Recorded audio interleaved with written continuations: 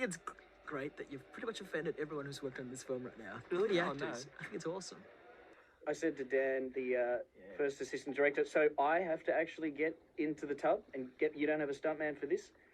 And as he pushed me down with his boot on my throat under the water, I realised that Hollywood filmmaking is the same as any filmmaking, really. Kerry is very British.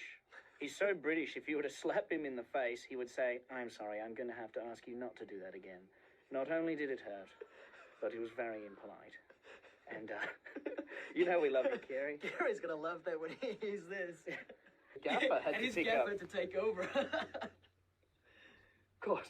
They turned out to be the best shots in the film. No, I'm just kidding, Dave. Dave, come back to me, Dave. Now, here's the great Michael Emerson. He's a great actor. He's a very interesting person. I love his voice. I still say it's Kevin Spacey. It's pure Kevin Spacey when it comes to Michael. Michael's got a pretty creepy look, but he's actually one of the funniest guys around. He's got such a dry sense of humour. He's a very New Yorker. Shawnee Smith. Shawnee. Who James has a crush on. That's why he cast her, to meet her. And he still was unsuccessful. He gave her a role and she gave you nothing. Oh, man. She didn't go out on a date with you. She would hardly speak to you. Yeah, after the film, she was like, she took out a restraining order in me. No. Here we go. Here's Ned now, and he's got some kind of strange contraption on him that is really hurting him, I think. Yeah, exactly. Just like the chains on our ankles. I don't think that was really acting on his part. Yeah, no, I think it really hurt him that day. There was actually a guy we just found in the warehouse tied up like that. We could use this prop. This guy's gonna work. I'm used to it. Greg, the producer, would slap me regularly, and not on the face either. And it had nothing to do with the film either. Yeah, too, offset. And I kept asking why. Why would you do that? And he just made me bite down on the rubber ball harder. And shooting this right, when we were shooting you smashing the wall, Yeah. you were ripping away the tiles, and you threw a big chunk of it aside, and you hit Dave Armstrong, the DP, right in the nuts. Did I really? And God, I in the didn't know that. outtake, and Oh, I kid you no. not, in the outtake, right, the camera just went boom. I'm like, what the hell? No way. He just swung, and Did it really? he kept it in there, and he swung the camera back, and he held it out until the end of the Poor shot. guy. I didn't. Dave, I'm so sorry you're hearing this. No, I never. don't be sorry. I had You know, no I mean, idea. we used to kick the guy in the balls Balls every day. every chance we get, you know, so he's used to it. We Sorry, Dave. metaphorically Wow. and literally kick him in the balls every He's a tough time guy. We see should him. point out to the audience, Dave Armstrong on DP was a trooper. This guy is was. a big, like a linebacker type dude, and a real fun guy to have. I mean, he was game for anything. Sure, he looks like a porno director, but the guy is a great man. He just needs to get rid of the handlebar mustache. No, he was great. This was the only scene you shared with Danny. yeah, Right here. exactly. There was more lines, but Danny refused to work with me. No, that's not true. Zap. You bastard. I'm gonna see you pay for this. You bastard fuck. That's my favourite line. Lee, stop impersonating Gary. He's Hey, gonna he beat spends you his up. time impersonating me. We love you, Kerry. I love Michael's delivery of this line here where he goes, I'm afraid Dr. Gordon's time is up. And I'm afraid it has to be you that tells him he's failed. Ready? Let's have a listen to it and see he's just great. how close that was. I think you'll find it was Lee. almost perfect. Really? You ready? I think it's great that you've pretty much offended everyone who's worked on this film right now. Really, the Oh, actors. no. I think it's awesome. Yeah, I'm a big fan of Michael. Michael rules. Here he comes, ready? Dr. Gordon's time is up. Now I've got to do what I've got to do. And I'm afraid it has to be you that tells him he failed. I love that. Oh, a light bulb. There's no focus on this thing. What's David Armstrong doing? The reason I wanted to write an opening scene that had a big trap like this was that Because everyone forced you to. They they said, "Hey Lee, we left the traps from the first film. Let's bring all the traps back exactly. in again." Yeah, pretty much. The producer said, come on, these traps, people love them. And if people love them, we'll make money. So you should put more in. thinking, I wonder what he's got to say about the script. And he had copious amounts of notes. He just ripped into Yeah, it, man. He's like, yeah. you call yourself a screenwriter? He's like, first of all, page 16 through 42 is missing because I took a dump this morning and used it as toilet paper. No, he pulled up what looked to be a phone book. I was like, who are you calling? He's like, this is my notebook.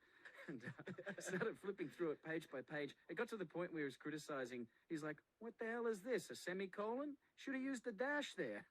Look, but from what I remember, he did compliment you on Fade In. Yeah, Was fade it- in. He goes, let me Fade tell you, in. this is a great start. And I'm like, really? You like the opening scene? He's like, no, fade in. That is fantastic. All your coats have been ruined though since Saw 2 started because Darren keeps standing on the coattails. He keeps riding them, like grabbing a hold of them, and James is like, you're ruining all my coats. I love those first couple of shots when you see the SWAT trucks and the police cars pulling up, right, to the warehouse. If you look carefully in the reflection on the You cars, can see the crew. you can see the entire crew behind there. Ah, That's great. That's wonderful for fans. thanks, Darren, for ruining the franchise.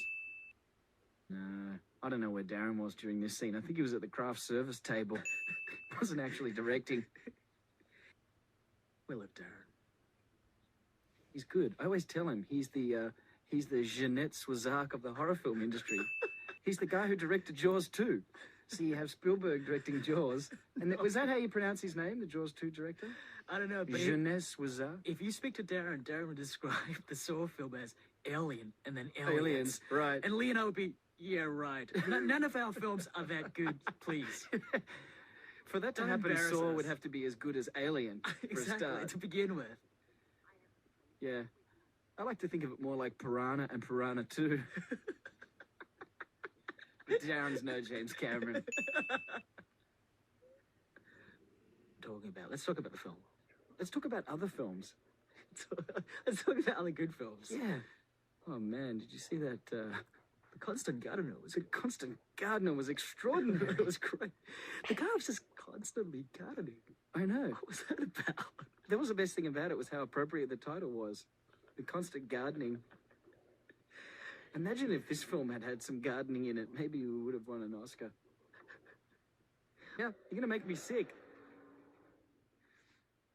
It's interesting how Darren thought that pot falling over would create tension. Some things you just can't escape. That was the line. I said to Darren, I told him, I said, that line's going to get a laugh, but he didn't believe me. And look at Darren. Where are you now? Directing the latest in the Police Academy trilogy. I mean, the Police Academy series. Where are you now, Darren? You didn't listen to me, and now you're directing porn out of Burbank. Exactly. Was this another one you directed? God. How can Darren even take credit No, for we're not this? taking any of this away from Darren. Darren did an awesome job. Yeah, he did. He did an awesome job. Him and Jeanette Swazak from Jaws 2 did awesome jobs. His tech team guys Oh, yes. is our old friend, Mr. Arrow in the Head, Mr. Fallon. Oh, yes. Mr. John Fallon. Great guy. We actually spent a night with him at the Toronto Film Festival, which could have been a Saw movie in itself. The debauchery and drunkenness that he displayed. There he is. The back of his head. Back of his smooth head. Hey, Mr. Fallon. You know what it's like when you've got to put these internet guys in your movies so they write good reviews. Kerry was kind enough to actually donate his foot to the production. That's how much he cares about the Saw films. He's like, look, just take it, guys. I don't need this foot. I've done all the acting I can do. That was my Kerry impersonation. Sorry, Kerry, I had to do it. Donnie just played it so well. I mean, it's no Lee Winnell watching Jigsaw get up off the floor, but it's not bad for a former new kid. Hi, Donnie. Peter Block. I can't believe these guys get their name up in lights. What have they done? Peter Block and Jason Constantine. Nothing, I tell you. Absolutely nothing. They're the only two names that count. David Armstrong. David Hackle. Can't believe they misspelled Hackle. I think Darren was really trying to call him a hack, but... Yeah, exactly. He was like, can't we lose the L? Charlie Loser. This is fun. Social capital. What the hell does a musical supervisor do? I think it's to put together the soundtrack, I think. What sort of mother and father names their kid Social? And even if you were going to name him Social, you wouldn't do it if your last name was Capital. Wasn't that the name of a production company? I think that was the name of production company. I don't know, but if it was a kid, he's in trouble.